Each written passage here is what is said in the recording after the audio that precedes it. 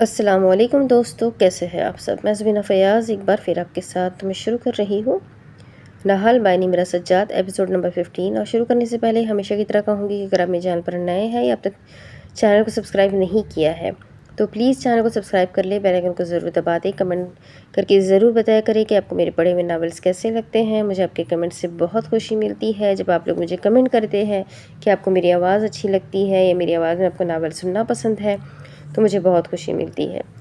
تو بس آپ لوگ ایسی طریقے سے اپنا پیار، اپنا سپورٹ میرے ساتھ قائم رکھیں اور کمنٹ ضرور کیا کریں۔ ساتھ ہی ساتھ اپنے کانٹیکٹس میں شیئر بھی ضرور کیا کریں، کیونکہ یہ رائٹرز کا حق ہوتا ہے، وہ بڑی محنت سے ہمارے لیے ناولس لکھتی ہیں، اور ہم اگر سن کر بس یوں ہی نکل جائے تو اچھا نہیں لگے گا، ضرور شیئر کیا کریں۔ تو چلیں ہم اس ناول کو آگے سٹارٹ کرتے ہیں۔ لاہور، پاکستان۔ پولیس اسٹیشن کی سرد فضا میں ہر چیز معمول کے مطابق تھی۔ ہلکی خاکی دیواروں کے درمیان لکڑی کی چمچماتی میز پر ترتیب سے رکھی فائلیں، ایک بند لیپ ٹاپ اور پاکستانی پرچم کا چھوٹا سا اسٹینڈ اس کے منظم مزاج کا ثبوت دے رہے تھے۔ درمیانے درجے کا کمرہ تھا۔ رات کے سناٹے میں دفتر کی مدھم روشنیوں میں ایس پی اسفندیار کسی فائل کو آخری نظر دیکھ رہا تھا۔ تھکن اس کے چہرے پر عیاں تھی، آنکھیں تھکن اور نیند کی کمی سے سرخ پڑ رہی تھی۔ سرد فضا میں گھڑی کی ہلکی ٹک ٹک گونج رہی تھی، اور سامنے والی دیوار پر قائد اعظم اور علامہ اقبال کی دیوار گیر تصاویر لگی ہوئی تھی۔ کمرے کے دائیں جانب لکڑی کی ایک الماری اور بورڈ نمایاں تھا جس پر چند تمغے چمکتے ہوئے نظر آ رہے تھے۔ اس نے میز پر رکھا کافی کا مگ اٹھایا تو وہ خالی ہو چکا تھا۔ اس نے فائل بند کی اور اپنی کرسی سے اٹھا۔ باقی کا کام کل صبح دیکھے گا۔ کوٹ پہن کر آخری نظر کمرے پر ڈالی۔ آج کل اس کا کام بڑھا ہوا تھا۔ وہ نیا ایس پی تعینات ہوا تھا اور اس کی کارکردگی پر نظر رکھی جا رہی تھی۔ کام کی زیادتی کی وجہ سے وہ اسلام آباد یا پشاور بھی چکر نہیں لگا پاتا تھا۔ وہ دفتر سے باہر نکلنے ہی لگا کہ دفتری فون بج اٹھا۔ اسے سخت چڑ ہوئی، پھر بھی اسے کال اٹھانا پڑی۔ ایس پی اسفندیار بول رہا ہوں۔ کون؟ اس نے بڑے روکھے انداز میں کہا۔ اسے دفتر سے نکلنے سے پہلے یہ آخری فون کال سخت بری لگتی تھی، کیونکہ اس کے کام کے اوقات ختم ہو چکے تھے اور وہ چند گھنٹے سونا چاہتا تھا۔ سر، میں اسلام آباد کے تھانے سے سب انسپکٹر ریاض بات کر رہا ہوں۔ آپ کی بہن مائدہ، وہ اس وقت پولیس کی حراست میں ہے۔ خبر دے کر خاموش ہو گیا اور اسے یوں لگا جیسے یہ کوئی پرینک کال ہے۔ کیا کہا تم نے؟ ذرا دوبارہ کہنا۔ اسفندیار کی آواز میں شدید حیرت درائی تھی۔ اس کے قدموں تلے سے زمین کھسکی تھی جب اس انسپکٹر نے وہی الفاظ دہرائے۔ تم لوگوں نے میری بہن کو کیوں گرفتار کیا ہے؟ وہ بے یقینی سے پوچھ رہا تھا۔ ان پر غیر قانونی پوسٹ مارٹم کا الزام ہے۔ وہ اس وقت تھانے میں زیر حراست ہے اور انہیں کسی سے رابطہ کرنے سے روکا گیا ہے، اور میں مذاق نہیں کر رہا۔ میری بہن پر آنچ بھی نہیں آنی چاہیے۔ سب انسپکٹر ریاض، میں فوراً آ رہا ہوں۔ کون سے ایریا میں ہے تمہارا تھانہ؟ اسفندیار کی آواز لرز رہی تھی۔ وہ بے یقین تھا کوئی اس کی بہن کو بھی گرفتار کر سکتا ہے۔ سب انسپکٹر ریاض نے اپنے تھانے کی ضروری معلومات اسے دی اور رابطہ منقطع ہو گیا۔ اس نے اپنی گاڑی کی چابی اٹھائی اور باہر کی جانب بھاگا۔ یہ سب جھوٹ ہے، شاید کسی کو غلط فہمی ہوئی ہو یا کوئی تنگ کر رہا ہو۔ اس نے اپنے آپ کو سمجھانے کی کوشش کی، لیکن دل کے کسی کونے میں وہ جان چکا تھا کہ معاملہ سنگین ہے۔ وہ ایک پولیس افسر تھا، اس کے ماتحت لوگ اس کی مان کر چلتے تھے، پر اس لمحے وہ ایک بھائی تھا جس کی بہن کو تھانے لا کر اس کی بے عزتی کی گئی تھی۔ اس کی دنیا پل میں ہل گئی تھی۔ وہ قانون کا رکھوالا تھا اور اس کی بہن تھانے میں۔ وہ نہ جانے اس کے ساتھ کیا کر رہے ہوں گے۔ فاصلہ لمبا تھا، لیکن دماغ میں مسلسل خیالات کی یلغار نے وقت کے گزرنے کا احساس نہیں دلایا۔ اس نے مصطفیٰ کا نمبر نکالا اور اس وقت وہ صرف اسی پر ہی بھروسہ کر سکتا تھا، صرف وہی معاملے کی سنگینی کو سمجھ سکتا تھا۔ ہاں اسفی، بولو۔ کال ملتے ہی دوسری جانب سے مصروف سے انداز میں پوچھا گیا۔ ان دونوں کی اکثر بات چیت ہو جایا کرتی تھی۔ یار، ایک چھوٹا سا مسئلہ ہو گیا ہے۔ اسلام آباد میں ہو؟ بس ابھی پشاور جانے کے لیے گھر سے نکلا ہوں۔ کیا پریشانی ہے بتاؤ؟ وہ بڑے دوستانہ انداز میں پوچھ رہا تھا۔ وہ مائدی کو تھانے لے گئے ہیں، تم میرے آنے تک صورتحال سنبھال سکتے ہو؟ مائدہ کو؟ کب؟ کیوں؟ کون سے تھانے میں ہے؟ وہ حیران تھا۔ اس نے کار کا رخ واپسی کی جانب موڑ لیا۔ مصطفیٰ نے کسی طرح اسے صورتحال سنبھالنے کی امید دلائی، لیکن وہ مطمئن نہیں ہو سکا۔ رات کی کسی پہر جب وہ تھانے پہنچا تو اس کی آنکھیں شدت جذبات سے سرخ پڑ رہی تھی۔ وہ اندر کی جانب بڑھا۔ اس نے اپنے کیریئر میں بہت کچھ دیکھا تھا، بہت سی قانونی اور غیر قانونی گرفتاریاں کی تھیں، لیکن آج وہ اپنی ہی بہن کو اس صورتحال میں دیکھنے والا تھا۔ پولیس اہلکاروں نے اسے دیکھا اور پھر اس کی وردی پر لگے ستاروں کو، 1 2 اور پورے 3 ستارے۔ پورا تھانہ گویا ہائی الرٹ، ایمرجنسی الرٹ، چوکسی الرٹ، احتیاطی الرٹ اور نہ جانے کیا کیا ہوا تھا۔ وہ سب ہڑبڑائے تھے، ہڑبڑا سے گئے، فوراً اٹھ کر سلوٹ پیش کیے، لیکن اسفندیار نے کسی کی طرف توجہ نہیں دی۔ مائدہ کہاں ہے؟ اس نے سخت لہجے میں پوچھا۔ سارے میں ایک لمحے کو معنی خیز خاموشی چھا گئی، جیسے وہ کچھ سمجھنے کی کوشش کر رہے ہوں۔ وہی مائدہ جس کے لیے پہلے بھی 2 لوگ آ چکے ہیں۔ وہ سر ایس ایچ او کے کمرے میں۔ انسپکٹر ریاض کچھ کہہ رہا تھا اور وہ بنا سنے ایس ایچ او کے کمرے میں چلا گیا۔ اس کے لیے یہ بات ناقابل برداشت تھی کہ کسی نے اس کی بہن کو تھانے لایا، اسے ہتھکڑیاں پہنائی، رابطہ کرنے سے روکا، چاہے اس نے کوئی جرم کیا ہو یا نہیں۔ اسفندیار نے جیسے ہی کمرے میں قدم رکھا تو تھم سا گیا۔ اسے اپنی آنکھوں پر یقین نہیں آیا۔ اس نے کمرے میں موجود ہر شخص کو دیکھا۔ مائدہ ایک پولیس افسر کے ساتھ بیٹھی باتیں کر رہی تھی اور سامنے کھانا رکھا ہوا تھا جو یقیناً مائدہ کے لیے تھا۔ مصطفیٰ ایک جانب کھڑا فون کان سے لگائے کسی سے بات کر رہا تھا، اور وہ جو سارا راستہ مائدہ کے لیے پریشان اور فکر مند سا تھا ایک دم ڈھیلا پڑ گیا۔ مصطفیٰ کے بجائے اسے کال کیوں نہ کی؟ اسے بھی مصطفیٰ نے بلایا ہوگا۔ دلیل حاضر تھی۔ تم یہاں کیا کر رہی ہو؟ وہ جو ٹانگ پر ٹانگ چڑھائے مائدہ کی بات سن رہی تھی، چونک کر سر اٹھایا، اسے دیکھا، بڑے حق سے دیکھا، اور کتنی ہی دیر تک دیکھا، دل کو ٹھنڈک پہنچی تھی۔ Long time S S P صاحب۔ وہ اپنی جگہ سے اٹھی، میز پر رکھی اپنی کیپ اٹھا کر سر پر پہنی، دائیں ہاتھ کو کیپ کے پیچھے تک لے کر گئی اور یہ سیلوٹ مکمل ہوا۔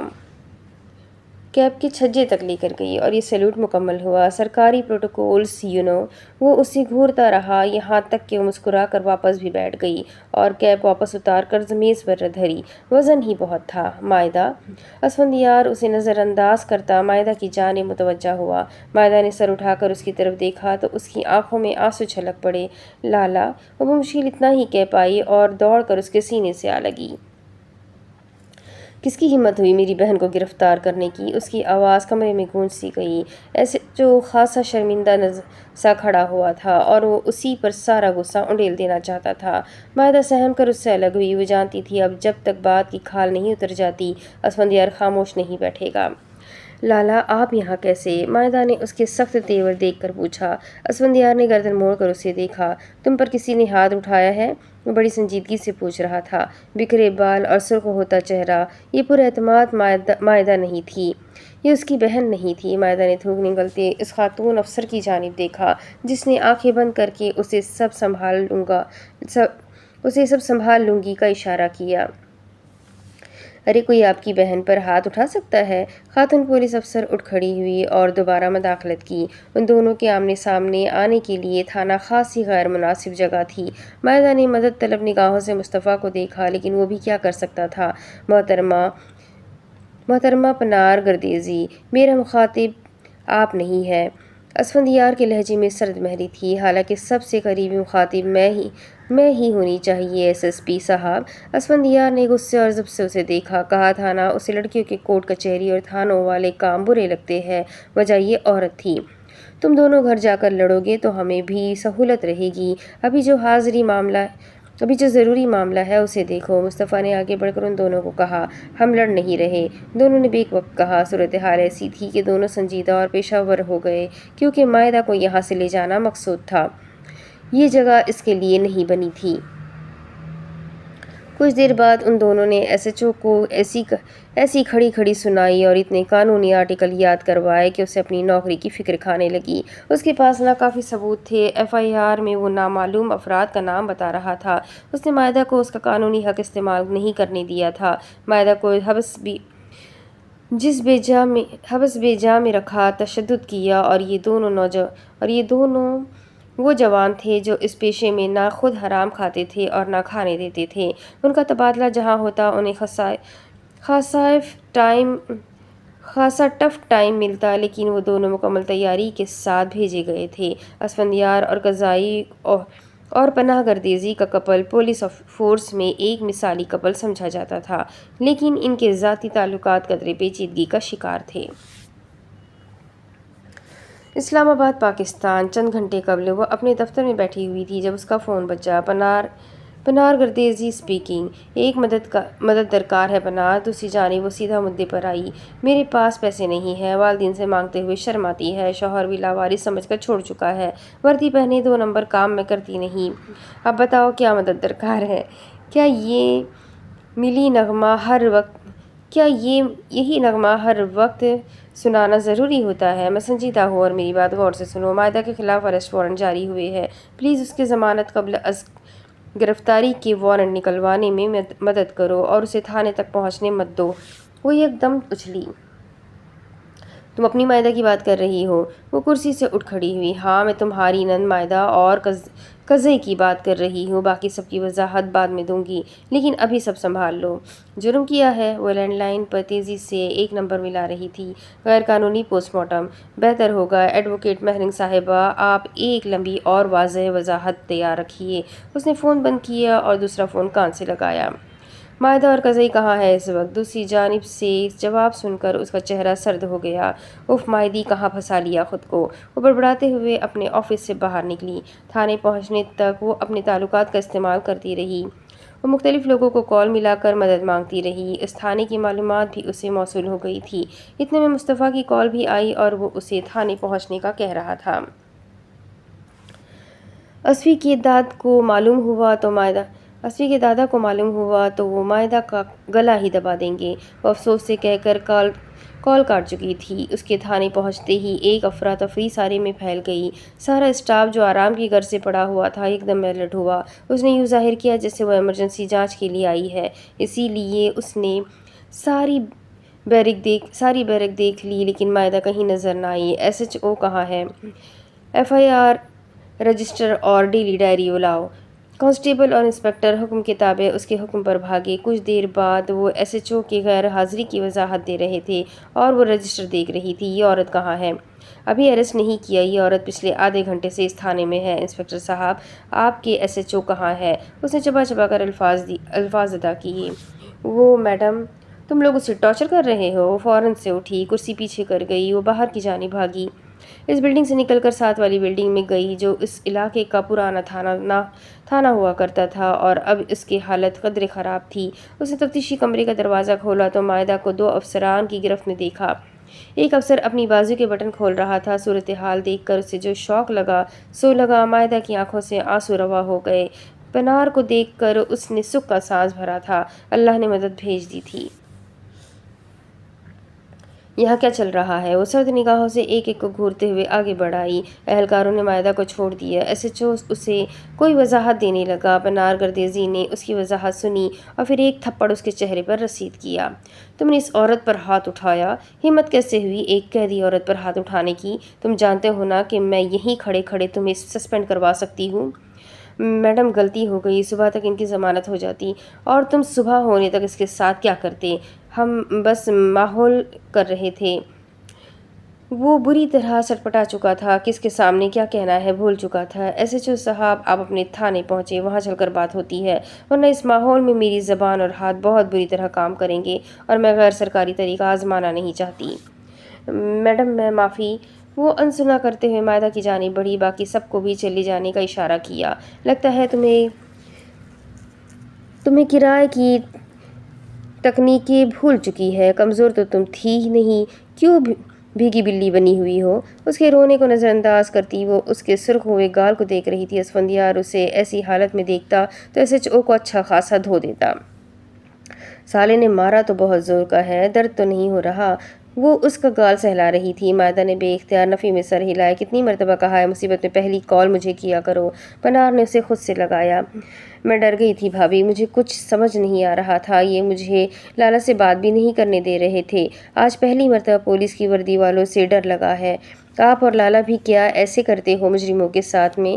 کیا مجھے رات جیل میں رہنا پڑے گا؟ وہ پہلی مرتبہ مائدہ کو اس قدر خوفزدہ دیکھ رہی تھی۔ تمہیں کسی نے بتایا نہیں کہ تم روتے ہوئے ایک ویمپائر لگتی ہو؟ وہ روتے ہوئے ہنس دی۔ پنار کتنی ہی دیر اسے تسلی دیتی رہی کہ اب وہ ٹھیک ہے۔ وہ دونوں کچھ ہی دیر بعد واپس تھانے میں آ گئیں اور پنار کی موجودگی میں اس نے سب کو سیدھا تیر کام کرتے دیکھا تھا اور اس کی خوشامد الگ کی جا رہی تھی۔ اسے وہاں موجود ہر مرد سے نفرت ہوئی تھی۔ اسلام آباد، پاکستان۔ پھر کیسی گزر رہی ہے زندگانی؟ وہ دونوں ساتھ چلتے تھانے سے باہر نکل رہے تھے۔ یہ پوچھنے کے لیے تم نے مجھے یہاں نہیں روکا؟ تم سمجھدار ہو جاتے ہو جب میری کمپنی میں ہوتے ہو، فخری انداز میں کہہ رہی تھی۔ کام بولو۔ اس نے خود کو مصروف ظاہر کرنے کی کوشش کی۔ کر لو گے؟ تھانے کے باہر کھڑے ہو کر وہ اس سے پوچھ رہی تھی۔ پہلے کبھی مایوس کیا؟ وہ اپنی کار کی جانب بڑھنے لگا۔ اس والے کام کی نوعیت ذرا مختلف ہے، یعنی؟ وہ رک کر پلٹا۔ بھئی میری نند کے آج کافی قیمتی آنسو ضائع ہوئے ہیں، وہ اکتایا۔ میں اپنے آنسو اس سے عطیہ نہیں کر سکتا، ٹکا سا جواب دیا۔ آنسو عطیہ مت کرو، لیکن ان آنسو کا حساب لے لو۔ ہم ذرا سرکاری بندے ہیں، قانون ہمارے باپ جیسا ہوتا ہے، غیر قانونی حرکات کریں گے تو جلد پکڑے جائیں گے۔ تم ذرا ان 3 افسران پر اپنے ہاتھ تو صاف کرو۔ شرم کرو پنار، تم ایک باورچی سے کیا کرنے کا کہہ رہی ہو؟ وہ خفگی سے کہہ رہا تھا اور احتیاطاً پیچھے بھی دیکھا کہ اسفندیار تو نہیں آ رہا۔ یہ باورچی گزشتہ زمانے میں مشہور گنڈا ہوا کرتا تھا۔ دیکھو میرے پاس ویڈیوز ابھی بھی موجود ہے۔ کسی لڑکی کے گھر رشتہ بھیجو گے تو ٹھکرا دیا جائے گا۔ مجھے دھمکی دے رہی ہو؟ وہ بھوچا کر رہ گیا۔ ارے کہاں، تم نہیں کرو گے تو لالا حسنین سے کہوں گی۔ آفٹر آل وہ میرے فیورٹ ہے اور ان کا ٹارچر کرنے کا غیر انسانی سٹائل اگلے کو 7 نسلوں تک یاد رہتا ہے۔ تم لڑکی ہو پنار، خدا کا واسطہ ہے یہ تشدد اور غنڈہ گردی والی باتوں سے دور رہا کرو۔ اسفندیار کو یہ سب پسند نہیں اور اسے پتہ چلا تو اچھا نہیں ہوگا۔ ویسے کیا ہی اچھا ہے موزی، وہ 1 سال سے ناراض چاچی بنا گھوم رہا ہے جیسے میں نے اسے چیٹ کیا ہے۔ اس کے کار سے ٹیک لگائے بوٹ سے زمین کو کھرچتے ہوئے وہ افسوس سے کہہ رہی تھی۔ معصوم مت بنو، تم نے اسے چیٹ ہی کیا ہے۔ تمہارے ساتھ راتوں کو جاگ کر وہ تیاری کرواتا رہا، پورے خاندان کی مخالفت کے باوجود اس نے تمہیں آگے بڑھنے میں سپورٹ کیا۔ تمہارے امتحانی مراکز کے باہر وہ پہرے دار بنتا رہا، اپنی ڈیوٹی آورز کے بریک میں وہ تمہیں ٹائم دیتا رہا، تمہارے لیے 2 خاندانوں کو جواب دہ ہوتا رہا اور تم اس کی ایک چھوٹی سی بات کا مان بھی نہ رکھ سکی۔ تم کہہ رہی ہو تم نے اسے چیٹ نہیں کیا، کیا واقعی؟ وہ بس صاف گوئی سے کہہ رہا تھا۔ تم بھی مجھے غلط سمجھ رہے ہو موزی، میں نے بس ایک رسک لیا تھا، ایک جوا کھیلا تھا۔ اسے واقعی اسفندیار سے حقیقت چھپانے کا دکھ تھا، پچھتاوا تھا، لیکن اس نے خود تک آنے کے سارے راستے بند کر دیے تھے۔ میں تمہیں غلط نہیں سمجھ رہا پنار، تمہارا پیشن تھا اس سروس کو جوائن کرنا اور تم نے اسے پورا کیا۔ میں کزن کے طور پر بہت خوش ہوں تمہارے لیے، بہت فخر کرتا ہوں تم پر، لیکن اسفی میرا دوست ہے، وہ اس سروس میں سالوں سے ہے۔ اسے معلوم تھا کہ تمہارے لیے کون سی سروس بہتر ہے اور اسی لیے اس نے تمہیں وہی سروس ریکمینڈ کی جو اسے تمہارے لیے موزوں لگی۔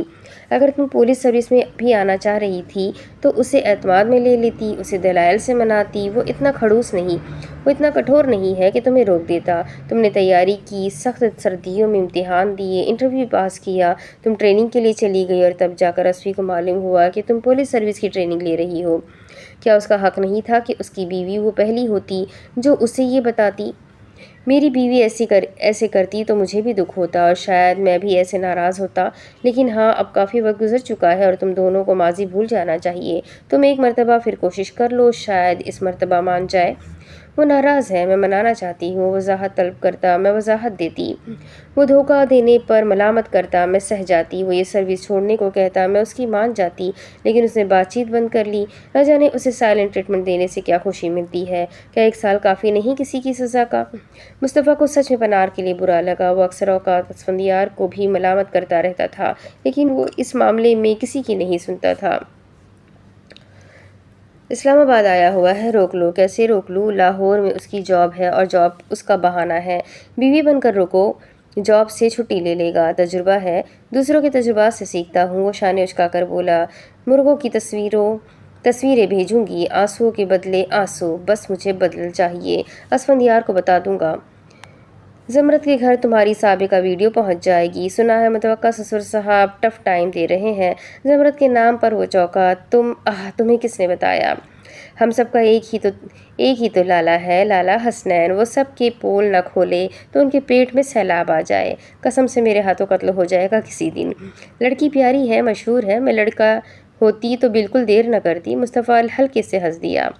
لڑکا ہینڈسم ہے، فورس میں ہے، میں لڑکی ہوتا تو بالکل دیر نہ کرتا۔ اسے اپنی بات یاد تھی۔ پنار بھی ہنس دی۔ سامنے سے اسفندیار اور مائدہ آتے ہوئے دکھائی دیے تو وہ کافی دیر بلا وجہ ہنستی رہی۔ سامنے نظر آ رہا ہے تم مصنوعی ہنس رہی ہو۔ مصطفیٰ نے اسے ٹوکا تو خفگی سے اسے دیکھتے خاموش ہو گئی۔ اتنی دیر یہاں رکنے کے لیے شکریہ موزی، اسفندیار ان تک آ کر کہہ رہا تھا۔ ایک نظر بھی پنار کو نہیں دیکھا۔ کس بات کا شکریہ یار؟ ایس پی صاحبہ نے میرے آنے سے پہلے ہی صورتحال سنبھال لی تھی، وہ پنار کی طرف اشارہ کرتے بتا رہا تھا۔ ایس پی صاحبہ کی ڈیوٹی تھی، چلو مائدہ، وہ سنجیدگی سے کہتا واپس مڑ گیا۔ مجھے لفٹ ملے گی موزی؟ اسفندیار کے قدموں کو بریک لگی۔ ایک شرط پر، کسی اچھے سے ہوٹل میں کھانا کھلاؤ گی؟ اسفندیار نے ہاتھوں کی مٹھیاں بھیجی۔ ہاں کیوں نہیں، مائدی ہمیں جوائن کرنا چاہو گی؟ مائدہ اسفندیار کے رکنے پر رکی تھی اور پھر اس کی جانب دیکھنے لگی۔ میں گھر جانا چاہتی ہوں، کیا آپ آج رات میرے گھر چلیں گی بھابھی؟ وہ سنجیدگی سے پوچھ رہی تھی۔ پنار نے کن اکھیوں سے اسے دیکھا۔ ہاں، میں مصطفیٰ کے ساتھ ڈنر کر کے سیدھا تمہاری طرف آتی ہوں۔ وہ بڑے انداز سے بول رہی تھی اور مائدہ کو لگا وہ دونوں اگلے ہی لمحے وہاں لڑائی شروع کر دیں گے۔ وہ اسفندیار کو اکسا رہی تھی۔ میرے خیال سے تمہیں گھر جانا چاہیے موزی، تم شاید پشاور کے لیے نکلنے والے تھے۔ وہ بڑے ضبط سے بولا۔ وہ کچھ کہنے لگا۔ نہیں موزی، ہمیں ساتھ چلنا چاہیے، کافی عرصہ ہوا ہم نے گپ شپ نہیں لگائی، مل بیٹھیں گے دو کزن تو۔ کیا تم مصطفیٰ کو پٹتا ہوا دیکھنا چاہتی ہو پنار؟ وہ اب براہ راست اس سے مخاطب ہوا۔ پٹتا ہوا کیوں دیکھوں گی؟ اگر کوئی اسے ایک تھپڑ مارے گا تو بدلے میں میں اس پر مکوں کی بوچھاڑ کر دوں گی۔ اسٹاپ اٹ پلیز، مائدہ بھائی بھابھی کو اپنے گھر لے جاؤ تاکہ وہاں سکون سے لڑے۔ میں پشاور کے لیے نکل رہا ہوں، کسی کے لیے کچھ لانا تو نہیں؟ مصطفیٰ سنجیدگی سے ان تینوں سے پوچھ رہا تھا اور تینوں نے نفی میں سر ہلایا۔ وہ انہیں خدا حافظ کہتا وہاں سے چلا گیا۔ مائدہ نے بھی بیزار سی نگاہ ان دونوں پر ڈالی اور اسفندیار کی کار کی جانب بڑھ گئی۔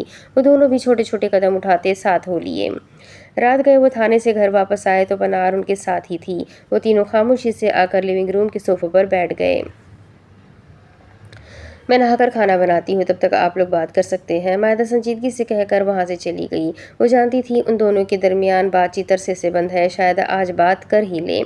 اس نے سر جھٹکا اور اپنے کمرے میں آئی، الماری سے اپنے لیے کپڑے نکالے، لیکن اسے یاد آیا باہر دو لوگ وردی میں بیٹھے ہوئے ہیں اور ان دونوں کا ارادہ رات وہیں گزارنے کا ہے۔ اس نے اپنی کلیکشن میں سے گرم کھدر کا قدرے کم استعمال ہوا سوٹ پنار کے لیے نکالا اور پھر اسے اسفندیار کے لیے کوئی کپڑے سمجھ نہ آئے تو اپنا کراٹے کا یونیفارم نکال کر بیڈ پر رکھا۔ وہ قدرے کھلا تھا لیکن لمبے قد والا اسفندیار اس میں مشکل سے ہی پورا آتا۔ اس نے پھر سر جھٹکا، کچھ یاد نہیں کرنا۔ اسے اپنے جسم میں چوٹیاں چلتی ہوئی محسوس ہو رہی تھی۔ باتھ روم کی جانب جاتے اس کے قدم ڈگمگائے۔ وہ سر زور زور سے نفی میں ہلانے لگی۔ تھانے میں ہوئے واقعات کے بعد دیگرے یاد آنے لگے۔ اسے کچھ نہیں سوچنا تھا۔ کچھ بھی نہیں ہوا مائدہ، ایک برا خواب تھا، اس نے خود کو بہلایا۔ آنکھوں کے کنارے بھیگنے لگے، اس کا سانس بھاری ہونے لگا۔ وہ سب کو یہی دکھانا چاہتی تھی کہ کوئی بڑی بات نہیں ہوئی، لیکن وہ خود کو نہیں سمجھا پا رہی تھی کہ وہ تھانے سے واپس آئی ہے۔ تھانہ جہاں اس کے خاندان کی لڑکیاں نہیں جاتی تھیں، جیسے وہ کوئی ممنوع جگہ ہو، اور وہ وہاں سے مار کھا کر آ رہی تھی۔ اپنے کپڑے وہیں رکھ کر وہ باتھ روم میں آئی اور شاور کھول کر پانی کے نیچے کھڑی ہو گئی۔ ٹھنڈا پانی رفتار سے بہنے لگا، اس کا جسم جل رہا تھا، گویا جہنم کی آگ نے لپیٹ میں لیا ہو۔ اس کے کانوں میں وہ تھپڑ گونج رہا تھا، وہ چیخنا چاہتی تھی لیکن آواز ساتھ نہیں دے رہی تھی۔ اپنے کانوں میں ہاتھ رکھے شاور کے نیچے کھڑی بھیگتی جا رہی تھی۔ پانی میں اس کے آنسو بھی شامل ہو گئے تھے اور وہ روتی جا رہی تھی۔ آج جو ہوا وہ ناقابل فراموش تھا۔ وہ بار بار اس بارے میں سوچ رہی تھی، کیا تھا جو اس نے غلط کیا؟ کچھ بھی نہیں ہوا مائدہ، ایک برا خواب تھا، اس نے پھر دہرایا۔ باہر لیونگ روم میں خاموشی تھی۔ اسفندیار اپنے فون میں مصروف تھا۔ پنار کچھ دیر اسے دیکھتی رہی اور پھر اٹھ کر کچن میں چلی آئی۔ فریج چیک کی تو کھانے کا تھوڑا بہت سامان پڑا ہوا تھا۔ دودھ کی بوتل نکال کر سلیب پر رکھی اور مختلف کیبن میں جھانک کر چائے کی پتیلی نکال لی۔ وہ ممکنہ حد تک شور ڈالنے کی کوشش کر رہی تھی۔ تمہیں میری یاد نہیں آتی اسفی؟ دودھ کو پتیلی میں ڈال کر اسٹو جلا کر وہ اسے دیکھتے ہوئے پوچھ رہی تھی۔ اسفندیار کی ٹائپنگ کرتی انگلیاں ساکت ہوئی۔ چند پل سامنے دیوار کو دیکھا اور پھر واپس فون میں۔ مصروف ہوتا ہوں، کسی کو یاد کرنے کا وقت نہیں ہوتا، بڑے سرسری سے انداز میں کہا۔ اب وہ ٹائپ نہیں کر رہا تھا، اس کا جواب سننا چاہ رہا تھا۔ لیکن میں تو تمہاری بیوی ہوں اور اسلام بیوی سے نرمی کا معاملہ رکھنے کا درس دیتا ہے، انہیں معاف کرنے کو کہتا ہے۔ دودھ میں چینی پتی ڈالتے ہوئے وہ سادگی سے کہہ رہی تھی۔ تم نے اب تک میری نرمی ہی دیکھی ہے اے ایس پی پنار۔ وہ گردن موڑ کر اسے دیکھتے ہوئے کافی سنجیدگی سے کہہ رہا تھا۔ چند لمحے دونوں ایک دوسرے کو دیکھتے رہے۔ پنار نے آنچ آہستہ کی۔ تم کیا چاہتے ہو؟ آئلینڈ پر کوہنیاں ٹکائے اسے دیکھتے ہوئے وہ جیسے تھک کر پوچھ رہی تھی۔ میں صرف سونا چاہتا ہوں تاکہ صبح وقت پر ڈیوٹی جا سکوں۔ کیا تم مائدہ کے کمرے میں جا سکتی ہو تاکہ میں ڈسٹرب نہ ہوں؟ پنار نے نہایت خفگی سے اسے دیکھا۔ میری غلطی اتنی بڑی بھی نہیں تھی اسفی کہ تم مجھ سے اتنے متنفر ہو جاؤ کہ میری موجودگی تمہیں بری لگے۔ وہ بری طرح چلائی تھی۔ اب اسے برا لگ رہا تھا۔ کوئی گناہ تو نہیں کیا تھا، بس اپنی مرضی کی سروس جوائن کی تھی۔ اس میں اسفندیار کی انا کو ٹھیس کیوں پہنچ گئی تھی، اس کی سمجھ سے باہر تھا۔ مجھے تمہاری موجودگی بری کیوں لگے گی پنار؟ ہمارا ذاتی اور پروفیشنل تعلق ہے جسے چاہ کر بھی میں سرے سے ختم نہیں کر سکتا۔ ہم پٹھانوں اور سرکاری ملازمین کی مجبوریاں، ہمیں ملنا ہی پڑتا ہے۔ پنار کے سر سے لگی تو تلووں میں بجھی۔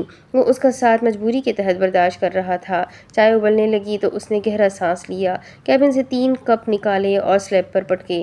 وہ تو کول پنار ہے، اسے غصہ نہیں کرنا۔ تو یوں کہو نا، محبت کرتے ہو، چھوڑ نہیں سکتے۔ اب وہ چائے کپ میں ڈال رہی تھی۔ میری مجبوری کو محبت سے مت جوڑو، خاصا اور ریٹنٹ جذبہ ہے۔ پنار کا دل کیا ساری گرم چائے اسفندیار پر انڈیل دے۔ اس اوور ریٹنٹ جذبے کی وجہ سے ہی شادی کی تھی تم نے اسفندیار خان؟ اب یہ تو نہیں کہہ سکتا غلطی کی تھی، بڑوں کا فیصلہ تھا، سر تسلیم خم کرنا فرض تھا۔ بڑے دیکھے ہیں تم جیسے فرما بردار۔ وہ چائے کا کپ اس کے سامنے رکھتے ہوئے کہہ رہی تھی۔ وہ چند پل اسی چائے کے کپ کو دیکھے گیا۔ کتنا عرصہ ہوا کوئی اس کے لیے یوں چائے بنانا چھوڑ چکا تھا۔ جاب کیسی جا رہی ہے؟ چائے کے کپ کو دیکھتے ہوئے ہی پوچھا۔ وہ دوسرے صوفے پر جا کر بیٹھ گئی۔ دل سے پوچھ رہے ہو تو سچی سچی جواب دوں گی۔ وہ ہلکا سا مسکرایا اور آگے جھک کر کپ اٹھایا۔ اسے واقعی چائے کی طلب ہو رہی تھی۔ میں جانتا ہوں اچھی نہیں جا رہی، تمہیں اپنے مزاج کے خلاف بہت سے کام کرنے پڑتے ہیں اور واہ جی بڑی معلومات رکھی ہوئی ہے، وہی اوپر سے ناراض ہونے کا ڈرامہ کرتے ہو۔ وہ مسکرائی۔ اسفندیار خاموش ہو گیا۔ مائدہ نہا کر باہر آئی۔ اس کمرے میں کپڑے رکھے ہیں، آپ لوگ فریش ہو جائیں، میں کھانا بناتی ہوں، وہ اسی سنجیدگی سے کہہ رہی تھی جس سے اندر گئی تھی۔ تم ٹھیک ہو مائدہ؟ پنار مائدہ کی چائے اس کی جانب بڑھاتے ہوئے پوچھ رہی تھی۔ چائے کے گھونٹ بھرتے ہوئے اسفندیار کے کان بھی اس جانب لگے ہوئے تھے۔ مائدی بڑی سخت جان ہے بھابی، ایسے چھوٹے موٹے ایڈونچرز میرا کچھ نہیں بگاڑ سکتے، لیکن آپ لوگوں نے کچھ بھی پوچھنا ہے تو میں کٹہرے میں کھڑے ہونے کے لیے تیار ہوں، لیکن کھانے کی میز پر کھانا کھاتے وقت میں سچ بولتی ہوں، آخر میں اس نے رازداری سے بتایا۔ اسفندیار خاموشی سے اٹھا اور کمرے میں چلا گیا۔ مائدہ نے اسے جاتے دیکھا تو دل پر ایک بوجھ آن پڑا۔ وہ یقیناً خفا تھا۔ ایک مرتبہ پھر اسے مائدہ کا دفاع کرنا ہوگا، ایک مرتبہ پھر ساری ملامت وہ اس تک پہنچنے سے پہلے خود سہ لے گا، لیکن یہ سب کرنے سے پہلے وہ مائدہ کی وضاحت کا انتظار کرے گا۔ وہ بوجھل قدموں سے کچن کی جانب بڑھ گئی۔ وہ آپ کے شوہر ہے بھابی، یہاں کھڑی رہ کر مت شرمائیں، ان کے سامنے جا کر شرمائیں، شاید معافی کی گنجائش نکل آئے۔ پنار کو وہیں کھڑا دیکھ کر اسے نفی میں سر ہلایا۔ مائدی تمہیں بھی لگتا ہے میں نے غلط کیا ہے؟ ایک فیمنسٹ کے طور پر مجھے آپ کا لیا گیا فیصلہ بہترین لگتا ہے، آپ اپنے فیصلے لینے میں آزاد ہے اور میں اس میں آپ کی مکمل حمایت کروں گی، لیکن ایک نن کی حیثیت سے مجھے آپ کے فیصلے لینے کے طریقے سے اختلاف ہے۔ میرا لالا اتنا برا نہیں تھا کہ آپ کو سی ایس ایس کی تیاری کروانے کے بعد آپ کی مرضی کی ڈپارٹمنٹ میں جانے سے روکتا۔ وہ اپسیٹ ہے، آپ کو فرسٹ پلیس میں ان پر بھروسہ کرنا چاہیے تھا، لیکن ابھی بھی کچھ نہیں بدلا۔ ایک تگڑی سی لڑائی کرے اور پھر موو آن کرے، یہی زندگی ہے۔ اصفی مجھے کئی مرتبہ باور کروا چکا تھا کہ کوئی بھی ایڈمنسٹریشن سروس جوائن کر لوں، لیکن پولیس سروس نہیں، اور میں نے اسے بنا بتائے پولیس سروس کو چنا۔ مجھے لگتا ہے کہیں نہ کہیں اسے مجھ پر فخر ہے، وہ کمرے کی جانب جاتے ہوئے کہہ رہی تھی۔